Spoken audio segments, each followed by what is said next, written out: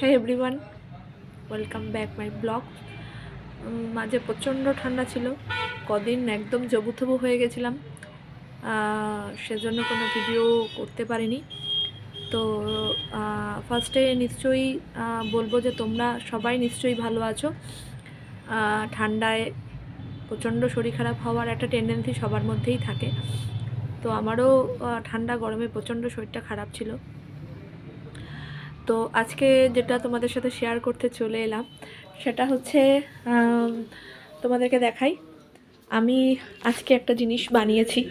Actually আমার বাইরের কোনো খাবার খাওয়া বারণ, তো সেজন্য আমি 25তেও খেয়েছি, বাট সেইভাবে খেতে পারিনি। সেটা হচ্ছে কেক। আমি ভীষণ ভালোবাসি কেক খেতে। তো আজকে যেটা করেছি সেটা হচ্ছে বানিয়েছি, বেসিক্যালি এটা আমার নিজের জন্য। সেটা হচ্ছে একটা এগলেস সুগারলেস একটা কেক নিজেই বানালাম। জানি না কেমন হয়েছে, খেয়ে বলবো, বাট দেখতে কেমন হয়েছে তোমরা একটু দেখে জানিও। এই যে আমার কেকটা, এটা জাস্ট বেক করার পরে আমি এইভাবে রেখেছি। এই যে আমার কেক, ঠিক আছে। এখানে বেকিংয়ের কিছু জিনিসপত্র রাখা রয়েছে, জাস্ট আমি শেষ করলাম।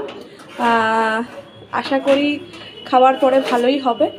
খাওয়ার পরে তোমাদেরকে আমি এর মানে কীভাবে করলাম প্রসিডিওরটা তোমাদেরকে জানাবো, আর খেয়ে রিভিউ দেবো কেমন হয়েছে।